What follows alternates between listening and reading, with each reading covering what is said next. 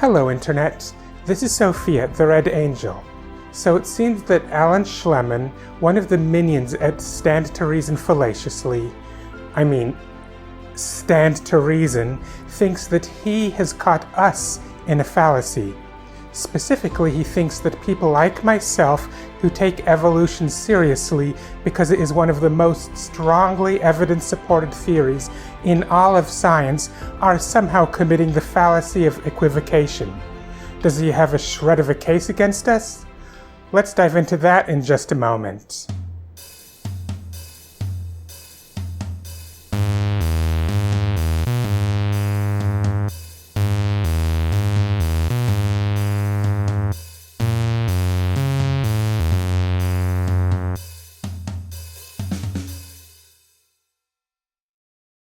One of the most simple yet effective tactics that you can employ if you're talking about the issue of evolution is to ask a question. Ah yes, of course. Since this video is from Stand to Reason, of course it is going to advise apologists to ask a question. And even though this particular video is hosted by Alan Shlemon rather than Greg Kokel, it still is not surprising that this approach is being taken. Now, some people who are not familiar with the channel I am reviewing might see the question-asking approach and think, this is the Socratic method, right? But no, this is Stand to Reason's own question-based approach that Kokel refers to as the Columbo tactic, which he named after a fictional LA detective. And that question is, what definition of evolution are you talking about? Well, if we are talking about anime and video games, I might be referring to one kind of Pokemon transforming into a different kind of Pokemon in a fairly predictable manner that is both triggered and directed by the mechanics of whatever particular version of the game you are playing. However, if I'm debating against the creationists, as well as in general whenever I'm discussing things such as biology and natural history, I will almost certainly be using the scientific definition of the term evolution, which is descent with modification. But I would find it a bit surprising that anyone should need to ask me which definition I'm using. If they just walked into the conversation, they could spend a moment listening before they inject themselves into the conversation. Otherwise, they should be able to know whether I am talking about anime and video games, or whether I'm talking about biology or natural history, and it should be obvious that whatever definition I would use in one context would make no sense whatsoever in the other context. There are a few other definitions that I have used, but like the aforementioned two, those would also be easy to tease apart based on the context in which I use the term evolution. And let me give you the three definitions of evolution that are possible. Only three definitions? Okay, let's hear what you think they are. So the first possible definition of evolution is simply change over time. Change over time? Well, that is a very broad definition, and I would say that it encompasses pretty much every definition I would use. Has your Charmander transformed into a Charmeleon as a result of having reached level 16 in your Pokemon game? That is change over time, specifically the time it took you to get your Charmander up to level 16. Keep getting it more experience, and it will eventually reach level 36, at which point, unless you interrupt the process, it will turn into a Charizard. Likewise, has a population of bacteria gained resistance to a particular antibiotic as a result of a sustained period of an antibiotic killing off not-so-resistant members of that population? That too is change over time. Has a scientific theory been replaced by a more up-to-date explanation as a result of new evidence coming in refuting the old theory, but which is very well explained by the new one? That also is change over time. And I do recall in the past when someone tried to knock down evolution by pointing out some minor thing that Darwin failed to account for by answering that the theory of evolution has evolved. Likewise, has the version of young Earth creationism that existed 500 years ago that did not include any conspiracy theory been replaced with a different version of young Earth creationism that does contain a conspiracy theory built in just to justify distrust of scientific discoveries made over the past 500 years that support the theory of evolution? That too is change over time. You heard me right. Young Earth creationism has evolved. So this definition of evolution really encompasses every definition that I could see myself using. However, I am pretty sure that whenever I use that term, I'm referring to something somewhat more specific. Now, a second definition of evolution is what Charles Darwin advanced in the first 5 chapters of his book on the origin of species. And it's known as the special theory of evolution, or sometimes today we would call it or refer to it as microevolution. Well, for starters, this is evolution we are talking about, not relativity. There is no general theory and special theory where evolution is concerned. Now, such a distinction was indeed proposed at one point back in 1960, but was never really embraced by the scientific community. It has been heavily criticized, and rightly so. And its assertions today are even more ridiculous now than they were back then. Even as Christians, we believe that the human race began with Adam and Eve, 2 people that had a certain height, a certain skin color, certain and now as we look throughout the world, we see all different kinds of races. Some people with light skin, some people with dark skin, some people who are tall, some people who are short, all different varieties of people, because there have had a microevolutionary changes within the human species to account for all the diversity of the races that we see on our planet. Well, good that you have stopped teaching that dark skin color is a sign of the curse of Ham that white slave owners in the antebellum South used it as justification for owning their fellow human beings as property.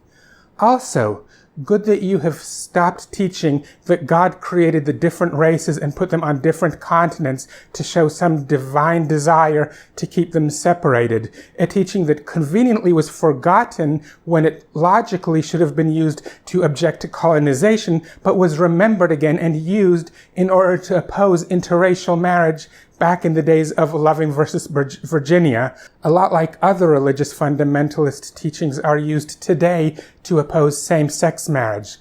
Glad you've at least agreed to accept evolution in this particular case. But let's go on to the third definition you say is used for evolution.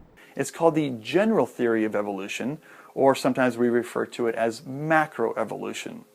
Again, the distinction between a special theory and a general theory is not a thing in evolution the way it is in relativity.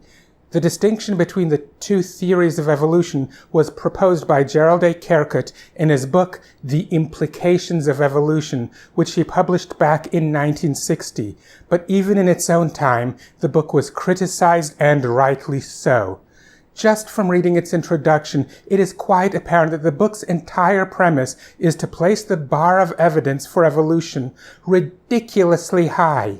He accuses the scientific community of being dogmatic for accepting evolution as the reigning theory just because it is a satisfying explanation for all the data we have and no better explanation has been proposed. But seriously, what higher standard does he expect any theory to hold up to?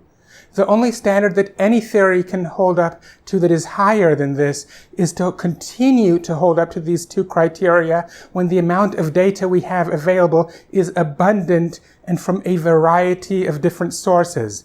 And guess what? Evolution does that. Is evolution proven beyond any remote possible doubt? No.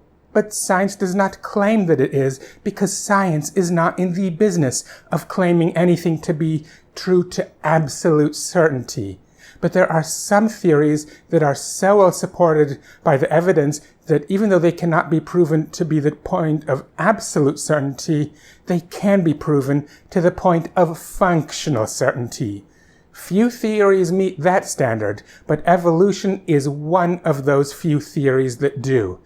And this was kinda already true back in 1960 when Kerkut's book was released, though not as true as it is today. For example, it was not until 1962, roughly 2 years after the release of Kerkut's book, that the molecular clock was first discovered. And through the molecular clock, not only can we confirm that all extant life on Earth shares common ancestry, we even have an estimate on when the last universal common ancestor lived, which was in the early Archean. Of course, any theory only remains the reigning theory until either A better explanation is available, or B, new data comes in disproving the theory. And evolution is no exception. And anyone who accuses the scientific community of dogmatism over evolution the way Kerkut does is ignoring the fact that a scientist who can successfully knock down such a well-established theory as evolution by either of those two aforementioned means is virtually guaranteed a Nobel Prize. But in short, no. There is no distinction between a special theory of evolution and a general theory of evolution, and the source that proposed that distinction is actually pseudoscientific trash and an indelible stain on the credibility of the publishing house that agreed to go forward with it. Oftentimes, people who are advancing evolution equivocate on the definition of evolution. Equivocation is indeed a serious fallacy when it is actually committed. However, when a particular fallacy is not being committed, crying wolf and claiming anyway that it is committed is also fallacious. So the question is the fallacy of equivocation being committed here, or is it a false alarm? They'll refer and cite to examples of change over time or microevolution, those first two definitions. One moment. I thought that it was just the second of the three definitions that you claimed to have identified that you referred to as microevolution. Which is it? One thing I can say is, when discussing the biological theory of evolution, I do not think that I would cite something unrelated to the biological theory of evolution. I certainly would not use Pokemon-type evolution to support the biological theory of evolution, nor do I know of any other proponent of taking science seriously who would. And they'll say, look, these are happening before our very eyes. We see them happening on Earth right now, within our lifetime. Ah, yes, as I thought. You are referring to the second of the three definitions that you feel you have identified, your so-called microevolution. So therefore, evolution must be true, meaning the third definition, macroevolution, must be true. Okay, it seems like not only are you crying wolf, but that you can't even properly identify the fallacy that you are crying wolf over. For me to be committing an equivocation, I would have to be using an ambiguity in the term evolution, the term itself. Equivocation is what is done when someone swizzles around two or more definitions through the course of an argument that, to be structurally valid, would require that person to stick with just one definition. I, however, do nothing of the sort. Though I maintain that the only difference of substance between so-called microevolution and so-called macroevolution is whether or not young Earth creationists have given up trying to discredit it, I still recognize that this distinction is enough to prevent me from validly swizzling the meaning around an argument that would require me to stick to one meaning. Hi, this is Sophia from the future, and I would like to clarify that there actually are such terms as microevolution and macroevolution used in the actual science of biology. However, they do not by any means refer to the same things that young Earth creationists, or creationists in general, use those terms to refer to. Not even close. Nor do they correspond to the bogus distinction that Kerkut made up between some special theory and general theory of evolution. So yes, there do exist definitions of microevolution and macroevolution, whose distinction is actually meaningful from a scientific point of view. However, for the purposes of this particular video, I will be using the terms as Shlemon and other creationists use them, usages that I cannot functionally see any distinction between other than whether or not creationists have given up trying to discredit what they refer to.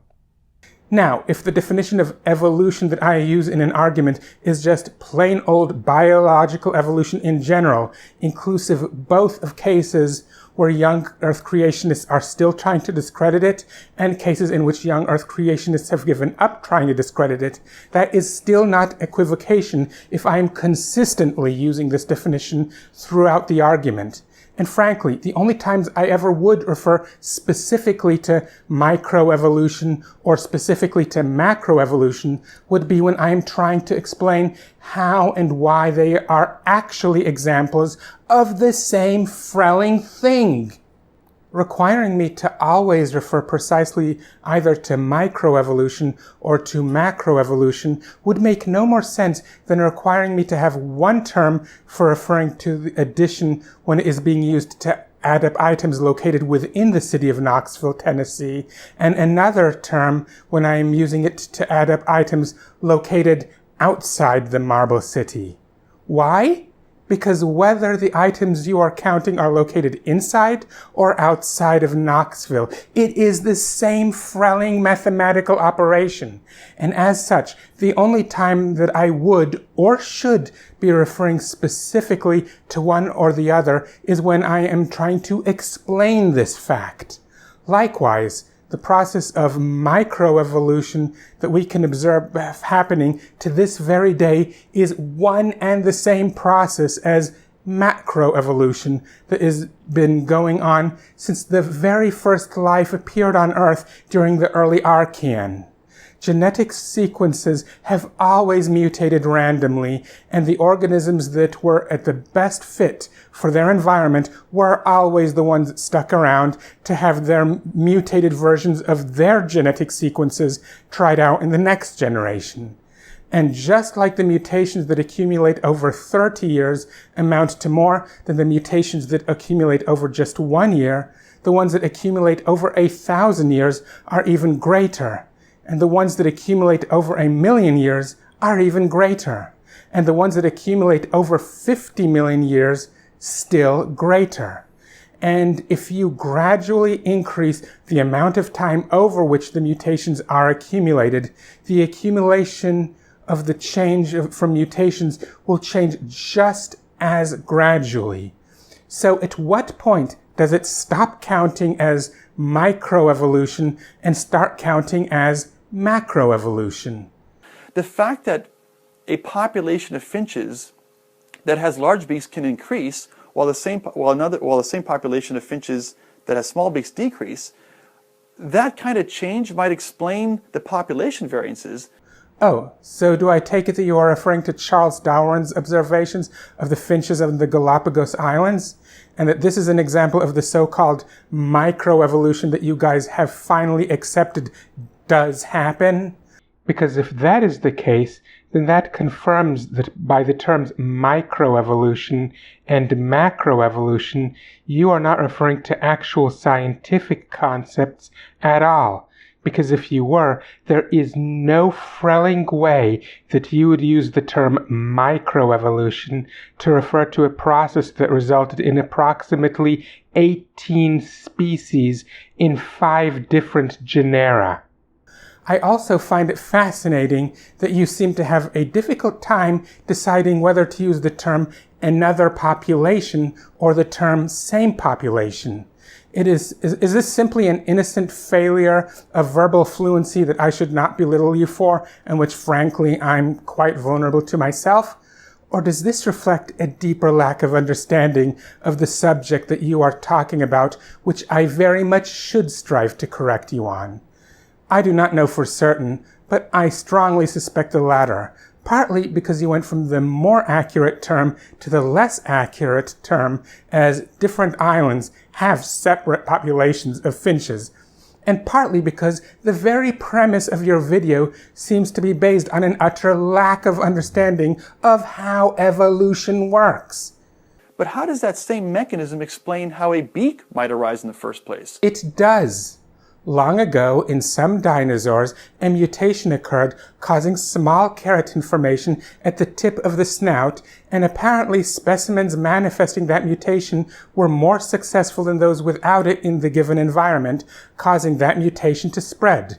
Then, subsequent mutations that increased this keratin formation were also successful, causing the beak, over millions of years, to become what it is today. Or how a finch might arise in the first place. Seriously?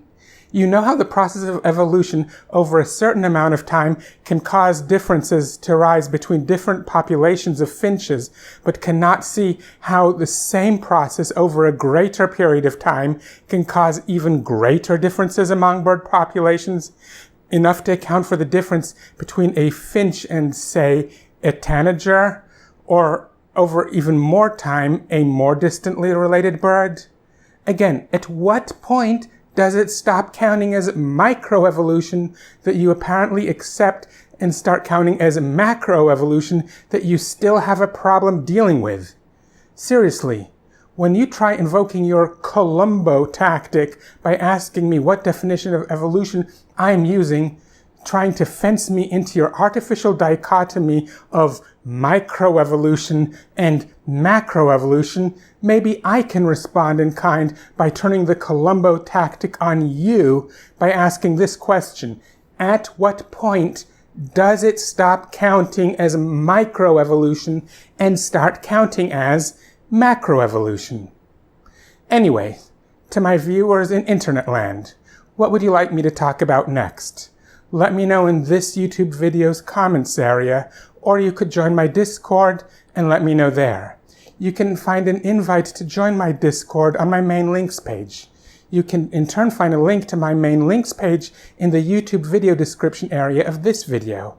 You can also find a link there to my Ko-Fi page, where you can get updates on this channel that I am at present unable to give you on YouTube due to my current channel size.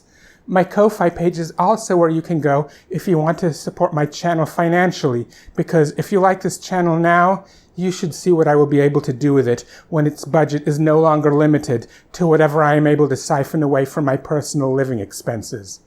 Also, don't forget to help my channel grow by liking, sharing, subscribing, and ringing the bell. And until next time, see ya!